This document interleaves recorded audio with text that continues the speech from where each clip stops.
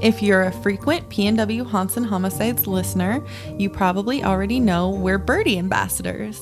We wanted to take a quick moment to tell you a little bit more about this awesome product. Birdie is the modern personal safety alarm made for women by women. In a situation where you feel threatened or unsafe, you can simply activate Birdie's loud siren and flashing light to create a diversion. Birdie is perfect to carry anytime because the device is lightweight and comes in a variety of colors. So important. Use our ambassador link and coupon code PNW Haunts and Homicides to receive 10% off your purchase. Like our social media handles, the coupon code is all spelled out, no special characters. You can find the link and promo code in our show notes or PNW Haunts and Homicides link tree. Have a safe ass day. As indie podcasters, we love to show our support of other awesome shows. So stay tuned for the promo we've got to share with you this week. Let's show them some love. You can find their info in our show notes. If you're listening to this, we already know that you love anything mysterious, creepy, dark, and interesting. Sit down with us, Rachel and Sam, as we make a drink and discuss spooky topics that we know interest you too. like our episode about the dark history of asylums, Rituals, spells, cursed movies, cannibalism, people living in walls, and more. If you want a podcast that feels like you're chatting with a couple of friends, Buzzed friends. then check out Booze and Beaches and Booze. Find us wherever you listen to your favorite podcast. That's Booze, BOOS, and Beaches, BEETCHES, and Booze, BOOZE. Stay spooky, beaches! You guys, we're back! And don't worry, we did get more wine. Well, of course.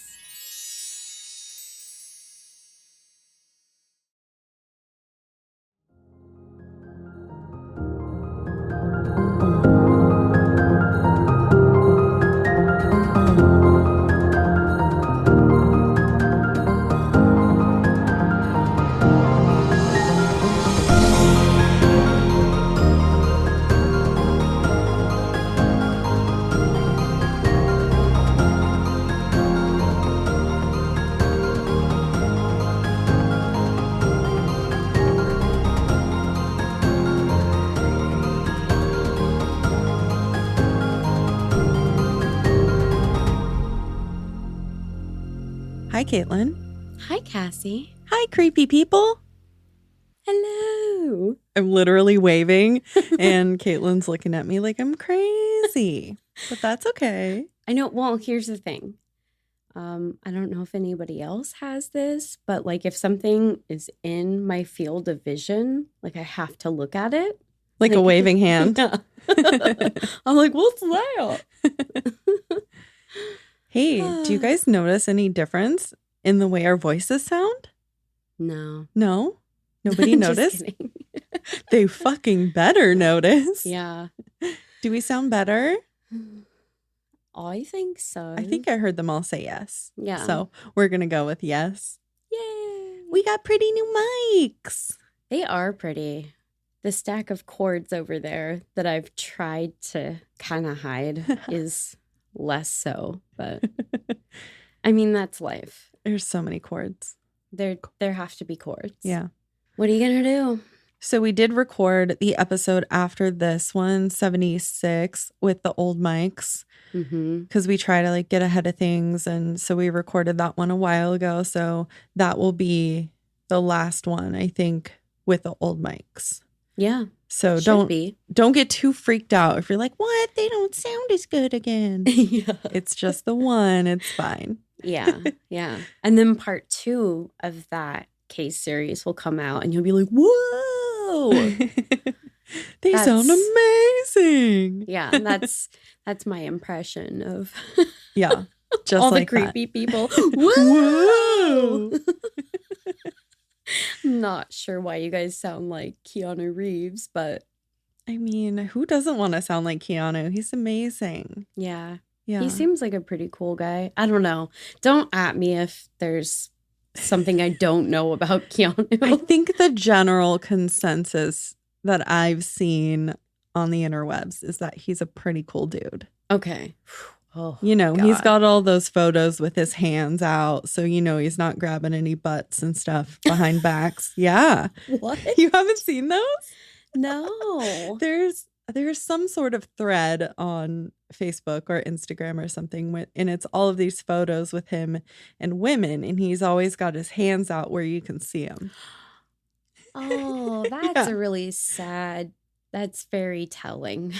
It is. Yes. It is. But you know he's probably a solid dude. Yeah, that is a sign of the times. Am I right? Mm-hmm. Yeah. Well, moving on. yeah. We're going to finish up with Mel's hole. This, I swear, this is the last part. Okay. I promise. There's no more. There could be. There really could be, but there's not going to be. But there's not. Yeah. You don't usually go into multiple parts. And all of this was just so wild that I've been really enjoying it. I know. So it's super weird for me because there's usually not this much, you know, information on paranormal stuff. So yeah, I do think that researching on your end is sometimes a little bit more challenging. Yeah. Easier or challenging. It can go either way. Honestly. Yeah. It's really about your mindset, I guess. Yeah. I don't know. Well, I'm going to give you a short recap of part 2, just like I did with part 1 and part 2. Excellent. Because as you know, I retain nothing. I mean, as a result, I also regret nothing. But that's a good way to live. I don't remember it. So frankly, I don't regret it. Oh, boy. I love that. I'm sure that'll never come back to bite me. You won't remember if it does. I'm a goldfish. Okay, so quick highlights from part 2. On April 24th, 2000, the year 2000, Y2K. In the year of our Lord and Savior. About 3 years after his original interviews on Coast to Coast with Art Bell, Mel Waters resurfaces to relay more twists and turns in this story than anyone ever imagined. Dun, dun, dun. Seriously. Mel came back to the States from where he'd been living in Australia, working with medicinal herbs and saving wombats. Wombats! He was able to do so with the cool $250,000 per month from the government, who was leasing his property with the seemingly bottomless hole. Upon returning to the States, Mel was attacked and lost for 12 days. You remember that? I sure do. I don't care for it. It's so bad. He had no clue what happened to him, and he was missing his precious molars and his handmade belt buckle. During interview number 4 on January 29th, 2002, Mel talked about this belt buckle, which he had made with a very mysterious, impossible coin. One that was apparently of interest to the Treasury Department because they confiscated one just like it from a friend of Mel's. Sadly, Mel lost his land and his hole and his cash flow to his ex-wife. And he was having trouble locating a man who he had given the silent Nazi time-traveling gun to. Do you remember that guy? Oh, yeah. Yeah, so we can't locate that guy. And that's, I think, pretty much it for the recap. Do you have any questions? Need a refresher on anything? I mean, I have so many questions, but I'm just going to let you get into it. Hold all questions for the end. You asked. Okay. Are you finally ready to close up this damn hole? Because I am. Yeah. Picking back up in the middle of the 4th phone interview with Art, Mel talks about a fairly new website called TerraServer that had satellite imagery of the Earth. Basically Google Earth, but obviously not as good. This was over 20 years ago. Oh, sure. Okay. Mel said he had looked up his former property on this site, but all that was there was a big old white square over his land and a large chunk of the surrounding area. Oof. Yeah. Art's audience swarmed the site and crashed it. Oh. Yeah. But before the site went down, one listener managed to grab a screenshot of it and sent it in. Mel confirmed this was the redacted Terra server image of his land in the Monastash Ridge. Woo. He believes the government purposefully did this so civilians couldn't see what they were doing there. I mean, that kind of tracks. Yeah. So I have the photo if you would Ooh. like to see it. Yes. And I will post it, of course, for everybody else. But who cares about that? I want to see it. Enhance. So that's old school Google Earth. That's super weird because it's not just like a solid white box. It's like there's a little doohickey, the hanging Chad Yeah. on the side there. It's like, okay, well, what's over in that tiny little strip? Yeah, I don't know. It's weird. It does look a little weird. I don't like it. Let's see. Is it working? Okay. Yeah. That's going to be really annoying. Okay. So real quick side note, seriously, don't waste your time looking for this hole on Google Earth like I did. There's some videos and articles and things of people who have scoured Google Earth and they've never found a dang old thing. So don't think that you can do it because you probably can't. But if you can, we'd like to hear about it. Yeah. I mean, if you want to like waste hours and hours and hours, go for it. That's what you've been doing. Okay. Oops. JK. What has she been doing over there? I never know what she's doing. Mel goes on to reveal that between his call in 2000 and now, he has found another hole of mysteries. Okay.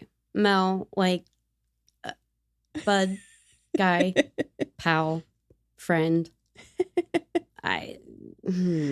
So he did have a little help here. He was contacted by a group of Basque people in northern Nevada about a hole that had been on their land since their sheep herding ancestors settled there from northern Spain and southern France in the 1800s. Okay. So this isn't just another hole that he found on his property. Correct. Okay. Yeah. Again, he does not specify where exactly this hole is located because the Basque people felt it was sacred. So he didn't want a bunch of civilians. That's not the right word. Civilians. I mean, because he's a civilian. Yeah. What am I trying to say? They are like, holes, Mel. Yeah. So you're fine. We don't want any of those non-hole. Hole gawkers. He didn't want any hole gawkers showing up. Oh my God. This Basque hole had some things in common with Mel's hole. It was roughly the same diameter of 9 feet. Animals feared it. There were sightings of the same strange black beam, and you could not see the bottom. Only black nothingness. Oh. Yeah. Okay. Unlike Mel's, the Basque hole had a metal retaining wall that he referred to as a collar. This collar had notches on it as if something was meant to be attached. This metal had some unique properties, though. It was not hot to the touch, but it seemed to radiate heat. And it was not able to be cut or even dented. Yo. And most notably, it had no sound if you banged on it. Sort of like that weird Nazi gun. Okay. If you think this is weird, like, I'm going to tell you, it gets way weirder. I keep saying that, but I don't know. I don't know how it's possible, but it keeps getting weirder. I don't like it. I don't even know. Giving me the burps. Since the Basque people had always viewed this hole as a sacred space, they never lowered anything into it. Okay. You know, unlike Mel, who was like, oh, it's a hole. We must shove shit in there. I mean, but I guess Mel's stories of him experimenting with his own hole sparked curiosity in them. So with Mel by their side, they started their own investigations into their hole. No, I don't.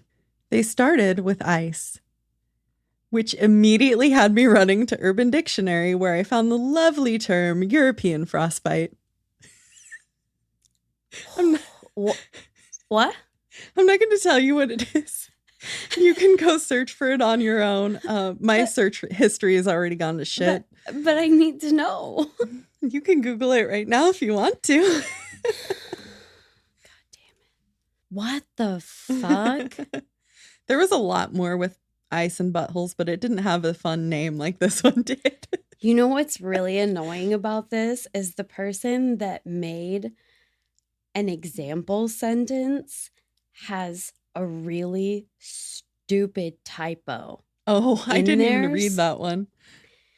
I don't know if basic decency allows me to read what the quote, the real McCoy posted here.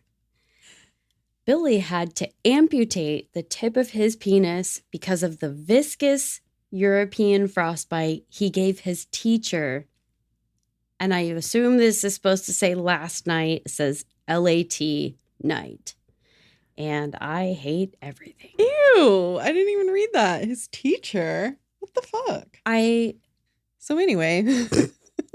I will never be the same. You're welcome. They lowered down a bucket of ice with an estimated 1,500 feet of rope that they had on hand. Because, you always have 1,500 feet of rope on hand. Yeah, who doesn't? They never reached the bottom. They left it there for a bit before pulling it back out.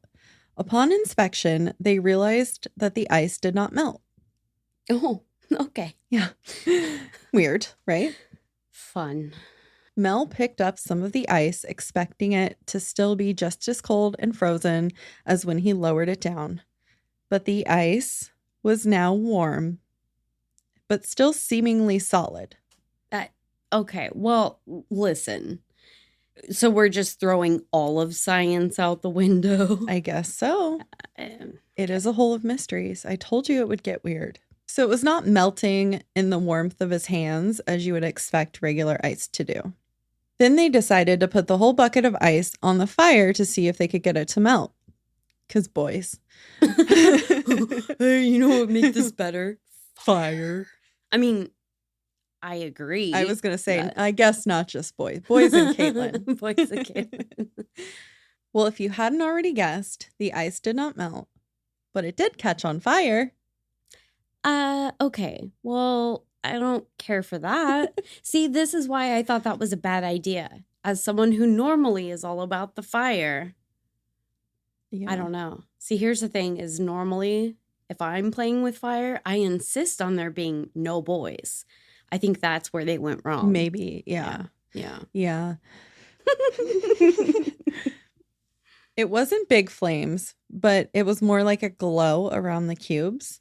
They removed it from the fire, and whatever this is that clearly isn't ice anymore continued to burn with no signs of stopping. I think there might be like some type of gas down in the hole. Oh, maybe. And it like coated the ice. Right?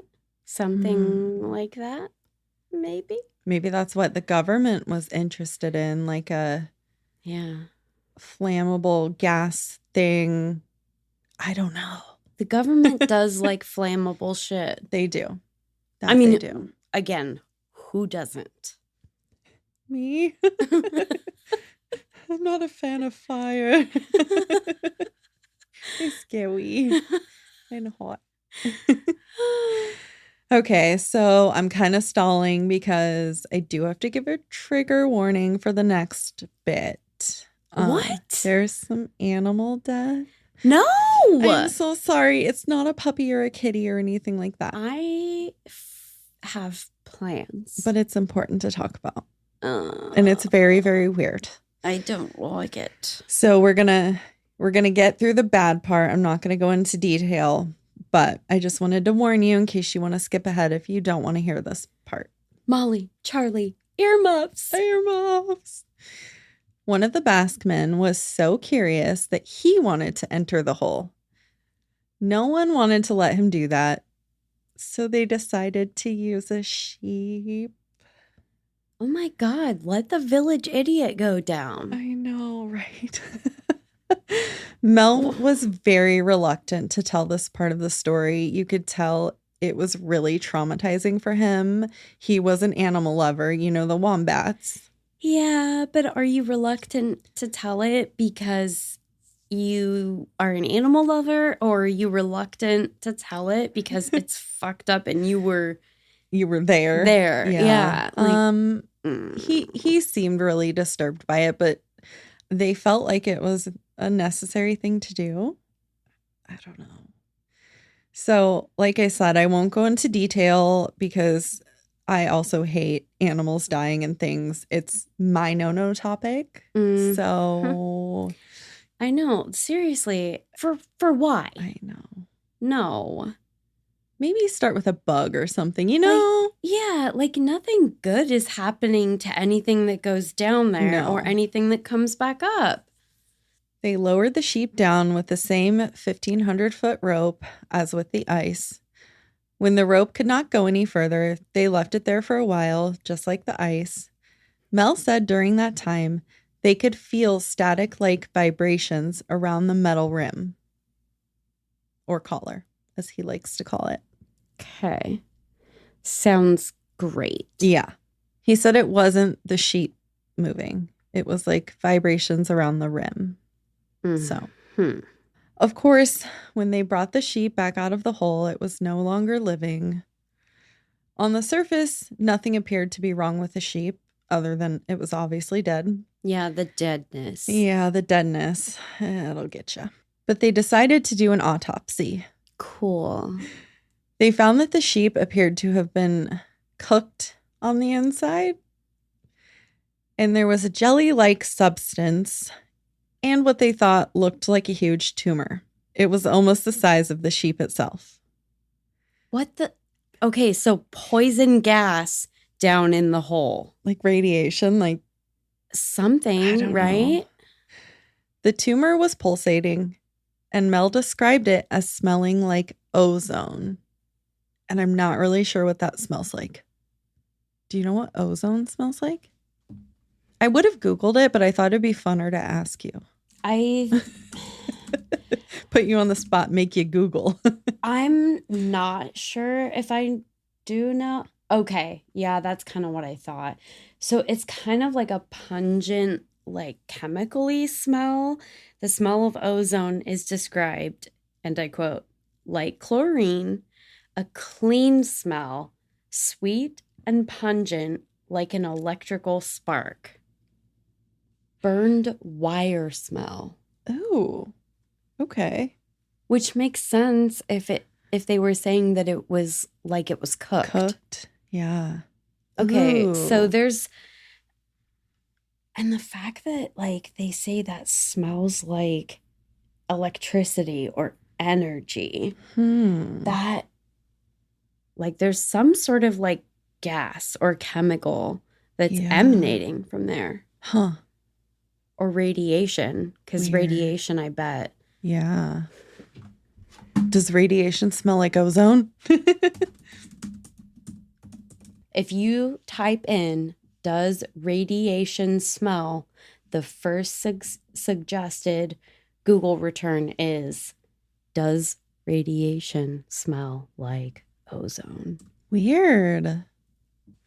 All right, so allegedly, because I have not had a chance to review this with my peers. Yeah.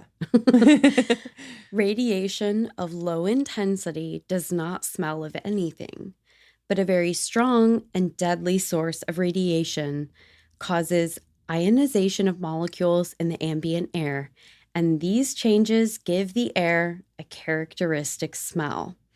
So there's several different descriptions, basically like a clean type chlorine smell, like a sweet but pungent, or almost like a burnt electrical wire smell.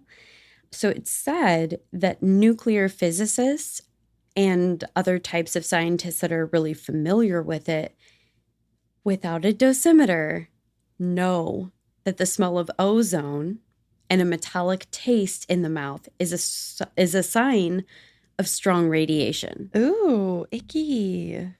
I'm not like a super strong like science STEM background, but like there's a lot of stuff that actually has radiation that we're being exposed to just through like normal everyday things, like the sun. Yeah. So I don't know, in like the core of the earth, It's logical. I don't want that. I would like to tap out now. So Caitlin's not going to be lowered into the hole, is what we're saying. Fuck that. Oh my God. Can you imagine? I would be hard pressed after learning even just like this little bit. I would be hard pressed to like put a bucket of spiders down there. Like that's kind of fucked. What about a hornet's nest? Well, listen, they had it coming. They would probably gain superpowers from being thrown down there, and they'd come out and be these huge hornets. Yeah. I'll be honest, that's why I didn't want to put the spiders down there. Yeah, don't put anything down any holes. Like, listen, just stop putting things in the hole. Yeah. People are obsessed with holes. They just ice, spiders. Gotta fill them up. Stop. Okay. So we kind of had like a little break palate cleanser type thing before I jump into, again, even weirder and more intense shit. Well, so they cut open the tumor, and there was a living creature inside. I have to leave. That Mel said looked like a seal fetus, flippers and all. What the fuck? Okay, well, now I have to Google seal fetus. Well, I did that for you. So he said it had humanoid looking eyes. No. And it looked each of them in the eyes like it was studying them. Mel felt compelled to place the creature on the metal collar, and it made its way to the edge, seemingly nods at them, and flops its way back down the hole. Okay. I think that's for the best. Right? Go on. You flop right back on down to mommy. Where you came from. This whole thing lasted a while. They said that they were just like staring at it. It was staring at them. Intense. I looked up photos of sheep fetuses to make sure like you couldn't just confuse that with a seal fetus.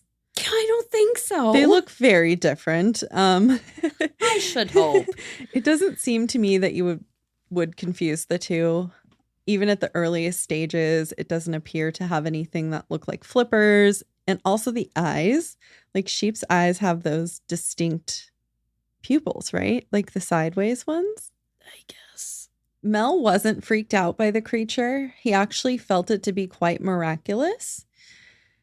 I'm not sure if he felt this way in the moment or upon reflection once returning home, because Mel now reveals that he had very advanced cancer. Yeah, I'll bet. Right? From fucking around with his hole all this time. Mel. He was supposed to only live about 6 months after the diagnosis, but he'd been alive and cancer-free ever since he had the encounter with the being. Uh-huh. So he thinks the seal fetus, alien from a sheep body tumor, cured him of cancer. Okay. So I think that probably if there was ever a possibility before. I just don't think that Mel and I are going to hang out. I just feel like we're on really different pages on a lot of things. Yeah. I mean, that's pretty cool, though, if he got cured of cancer, right? The way she's looking at me. There's one more big thing Mel spills out before the end of the call. Before he left Nevada, a Basque elder gifted him a coin. A coin he'd found in a red envelope. A coin dated 1943, featuring the 32nd president of the motherfucking United States of America, Franklin Delano Roosevelt. Are you fucking shitting me? I mean, are you shocked? I'm not. No. I mean, I feel like this is the part where I should be like, are you shitting my dick? But it just gets crazier and crazier. I told you guys I wasn't lying. So basically, if you didn't catch on, this Basque elder found the same type of red envelope that Mel did with those weird Roosevelt 1943 coins with the mint mark. And he gave him the same coin, not knowing this story, allegedly. So, okay, we're here. We've made it to Mel's final interview on Coast to Coast with Art Bell on December 20th, 2002. So it's been almost a year since last time. Mel has kept in contact with the Basque people, and there are some updates about their hull. They say there's helicopters now flying over like they're looking for something. That's the first step, man. Maybe you just keep quiet about your hole. Right? Why did they tell him about the hole? He's going to go on Coast to Coast. Just keep the hole private. Yeah. You know? Keep it locked away. Put a chastity belt on it. But no government or military has shown up to barricade the hole yet. So that's a good thing. Mel says that metal collar around the Basque hole has another interesting quality other than the silence and the warmth. When you get a certain distance away, you can't see it anymore. Not so far that it's reasonable for you to not see it. Like, you would still think that you would see this big metal collar, but for some reason it disappears. Okay. Maybe that's why the government hadn't found the Nevada hole yet, but they were able to find Mel's hole right away because his hole didn't have the fancy invisibility medal. I was literally sitting here going, okay, Harry, your invisibility cloak. Yeah, okay. Exactly. Yeah. They Harry Pottered that hole. Okay. Oh. Oops. That was a joke I didn't mean to make. Harry Plopper. The dime and the gun also share the same quality. Cameras don't seem to work around them either, so Mel was unable to get any photos or even scans of the dime. Yeah. Yeah. Very convenient. Uh-huh. I would say. He said that the photos all turn out all blurry. And that totally reminds me of The Ring. I know you probably haven't seen it. It's a scary movie. I super have. You Okay, have? well, my day's fucking ruined. You know how when they take the photos and then the faces are all blurry? I don't. Nope. Don't remember any of that. And she comes out of a fucking hole in the ground. Oh my God, it's all making sense. It's all tying together. Is this the most uncomfortable I've ever made you? It's definitely the farthest I've tried to crawl into the back of the chair. So, Caitlin, do you remember that burning ice? Yeah. Well, it stayed lit, and one of the Basque men took it home to use as a free ongoing heat source. What the Of course he did. Hey, man, when you're low on money, you got to do what you got to do, all right? He saw free fire, he took it. It not only sucked out all of the moisture in his home like some damp rid on steroids, but it created a sinkhole that over time sucked his whole house down. Yeah, I who could have seen that coming? Right? I know. You know? Don't take freaky ice Honestly. from freaky holes. Okay. Then some scientists swoop in, like Wesley pulling Buttercup out of the lightning sand pit in the fire swamp to seize the magical fire ice. No word on if they had to fight one of the rodents of unusual size afterwards, but you know. God. I've had it with this all of it. I wouldn't be surprised if one of those suckers showed up.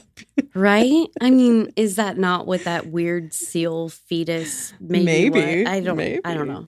It took them quite some time to figure out how to get it out of the sinkhole, but they ended up pulling out the stove and taking it with them.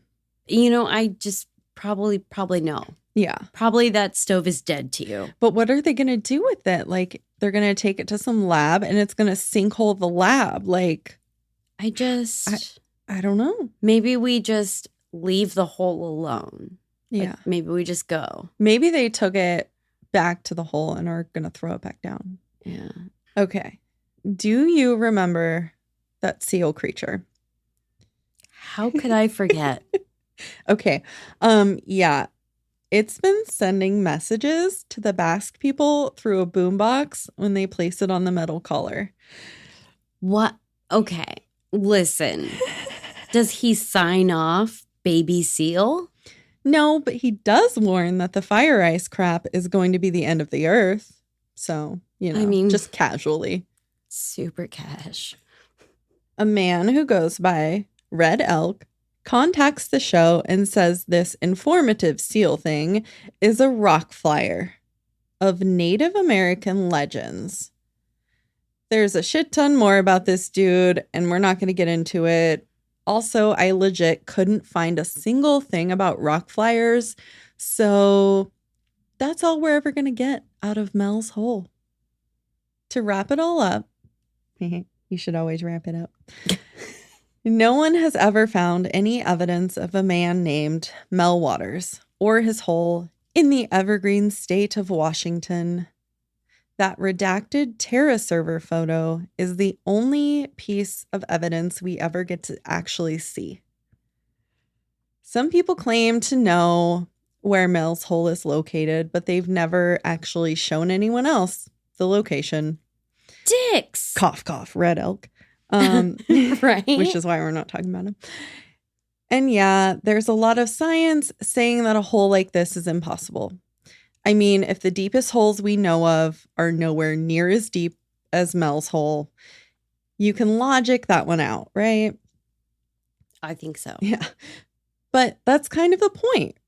What's logic got to do with it? This hole is clearly abnormal in every way. It's obviously an interdimensional portal of some sort. That's what I'm going with. Or maybe Mel, if that's his real name, has a hole in his head. Maybe. It's possible. I don't know. Totally possible. I feel like either scenario, equal possibility. Yeah. Or, I mean, it could be like a radiation thing. Ooh, it could be that's where the government dumped like all this radioactive shit and it made like a hole. They're like, oh, nothing to see here. We'll go ahead and lease this property so that, yep, nothing. What? Nothing. Mm-hmm. Yeah, exactly. You know, when you're like talking to somebody or you like walk into to a room and somebody's like, what? Nothing. Nope, wasn't doing anything. I wasn't jerking off. It's exactly it. And of course, no one knows who Mel really is. He either didn't use his real name, which why would you if you really wanted to keep the public out of your hole? You know, you wouldn't use your real name. Yeah, you'd have a stage name. Or the government erased all traces of him. Okay, I hear myself. I know. I've gone full crazy. It's fine. Yeah. I guess I just have one final curiosity about Mel's Hole. If I took salad to the rim and tossed it. The end. Finish the question. I mean, I just assumed you guys could. What would happen? Well, it'd be a radioactive pop seal salad. Oh, God. Yikes. So I wanted to mention another podcast that covered this, Astonishing Legends. They covered this in depth. Like, they talk about every little detail of the phone call. It's like a play-by-play. They share their theories, other people's theories and whatnot. I mean, this story is so long, I couldn't even fit it all into 3 episodes. So Yeah. if you want even more of Mel's Hole, if you just can't get enough of Mel's Hole, go check out Astonishing Legends. They had, what was it, 2 episodes that were like 3 hours long or something? Yeah, I mean, it's like 6 or more hours of content about this. And I was Yeah. like, It was a lot. I cannot stomach that format personally. Yeah. I listened to a little bit of the beginning just to kind of see where they were going with it. And they were totally like doing a play-by-play of the calls. So I didn't listen to the full thing just because I wanted to write and record mine first, you know? So Yeah. Yeah. Yeah. I think that's it. Yeah. Tarot. Tarot. Okay. Oh, yeah, tarot. Okay. We are going to do a tarot read Tarot. for the thrilling conclusion of Mel's Hole of Mysteries. Oh my goodness. I'm so excited for us. I know. Asking the cards for insight. Okay. Mm. I think that one was good. That's good. It's good. Okay. Let's see. We never know what's going to happen. I'm feeling the cards, fondling them out. We have 3 of Potions. And this card is kind of interesting What? because is it's that? like a man inside a man inside a man. I don't really care for that. So what did we decide Huh. that potions is in this deck? Cups. Cups. Duh. Okay. Because Yeah. potions go in a cup. Come on, Caitlin, keep up. No. Yeah. So immediately I think of the creature inside the creature. We got this recently because I have this bookmarked. Oh, interesting. We got this in something recently. I don't remember. Is what this it a was. Leo card? Is that what that was? I can't remember. Ugh. Maybe. I don't know. Okay. So for 3 of Cups, keywords are celebration, fulfillment, friendship, community, happiness, fun. That sounds like how I feel being done with this episode.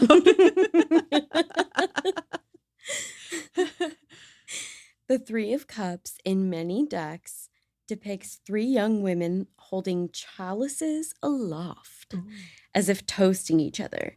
In some packs, the women are dancing and clearly having fun. A positive card, it suggests you have something to celebrate, perhaps a relationship or the success of a project. The upright interpretation says, you're enjoying a good time with people you care about and admire. You could think of this as the cheers card. Aw, cheers. It can also indicate expressing love, inspiration, and creativity with a community of like-minded people. That's interesting because he did go to a group of like-minded people. Sure did. I'm not sure if they, had a grand old time. I mean, I guess at the end. So at the end, when the Basque elder gave him the coin, they were, they were all hanging out, kind of, I don't want to say celebrating, but hanging out before Mel was to leave. So Yeah. I think they all had, pretty decent time together. Yeah, seems like Yeah. a positive end, I guess. I mean, R.A.P. sheep. Yeah. The common bond between you fills your cups Aww. and brings blessings to all. In a reading about money, the 3 says you profit from a collective undertaking. It shows you reaping rewards from an investment made with other people. Like a seal fetus. He did, it did cure him of cancer. I mean, that's a pretty great reward. Reward. Allegedly. If the reading is about your job, the upright 3 assures good fortune from a group effort. You feel joyful and fulfilled with the results. It's time to celebrate your success. In a reading about love, this card can represent a marriage. It shows you celebrating your love and extending affection beyond your primary partnership to include friends, community, and kindred spirits. And we do have an extra excerpt. Okay. The 3 graces. Greek mythology speaks of 3 goddesses of joy, charm, and beauty known as the Graces. The 3 of Cups reminds us of the famous painting Primavera by the Renaissance Italian painter Sandro Botticelli, which shows these 3 beautiful young deities dancing together. Aww. That's exactly what it reminds me of. It's so funny they said that because I was just going to say that. Yeah. Totally. Yeah. Okay, well. Was that it? Yeah, no, that was it. Okay. 3 of Cups. I mean, I guess I feel like more that it was for me. Yeah, I think so. I'm just not sure that we were going to get a card that that is representative of all of the wackadoodle. Yeah, there was a lot. I mean, the creature inside the creature, though. That was maybe the best that they could do. The visual representation in this is it's alarmingly on point. Yeah. It's a little on the nose. Wow. Oh my goodness. I am glad to be done with this. Not that I didn't like it. I mean, it was just a lot more than I expected. I mean, it's very true. Yeah. And I feel like I'm ready to just go ahead and light a candle in remembrance of the sheep. I'm just ready to move on. I feel like our space might need a quick cleanse. Well, before we go, I have one more little detail that I did want to share. I just wasn't sure where I was going to place it. It just didn't fit anywhere that I could think of. So Mel, I think it was in one of the first, it was either the first or the second interview. He said that he had in his will that he was to be thrown in the hole after he passes.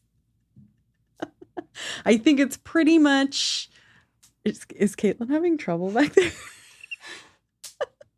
So yeah, I think Mel's will would probably be, what's that word? Like when something... Okay, hear me out. So when you write something down, but it like, you're like, never mind. Redacted? Discarded? I don't... like voided from like record? I was thinking of like void, but I know that I was thinking of another word, like a legal word for it. I mean, I guess just redacted. I mean, I don't know. So his will would be like void now, obviously, because he doesn't have control of his land anymore. But there was a better word for it. If you guys know, let me know. I don't know. I need listen. She can't even light a freaking match. So. That's how you know something's really wrong. The first one, I lit the match and I couldn't light the candle. The second one, I almost melted the little tea light inside. The third, I just, okay. Mel's hole. Yeah. I think I need more wine. More wine. Oh, here. Yeah. Am I supposed to get it for you? Drink. She's kind of blocked in, so. Ring for wine. Well, all right. Are you creepy people ready to be done? If you think anything relates to the card, to the episode, if you have anything to say about the episode, Let us know. Words are hard at this point. Okay. Yeah, we're done. We're done. All right. Ready? I think so. Okay. I'm so nervous after last time. Aw. Okay. Have a creepy ass day. See you next Tuesday. Is that the day? Yeah. Tuesday. Okay. Okay. I'm like, why didn't she say it with me? I'm just off. I'm alone. I'm all alone.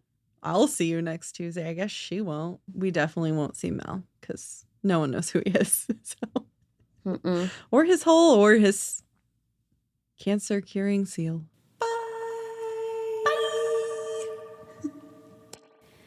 So, for all of you that are listening, if you have any true crime or paranormal stories that you want us to share, maybe with the whole Pacific Northwest. Yes, we would love to read them on the pod.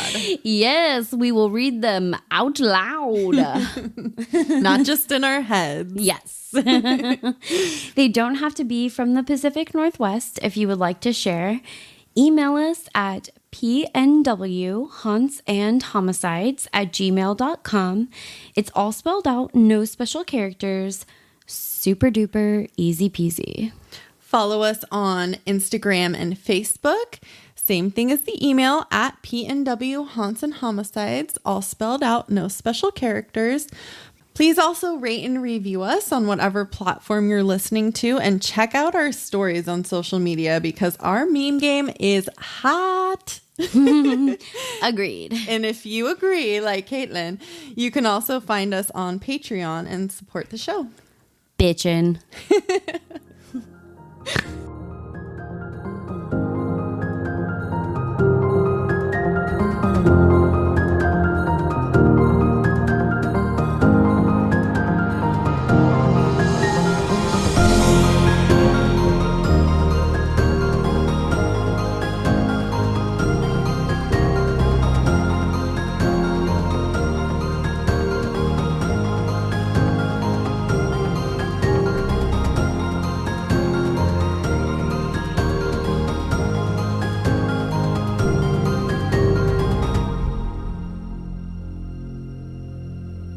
With the seamingless bottomless hole. with this seamingless bottomless hole. I said it again. Oh my fucking God. Have a creepy ass day. We're done. Because they confiscate. Damn it. I practiced this. Fuck. Confiscate.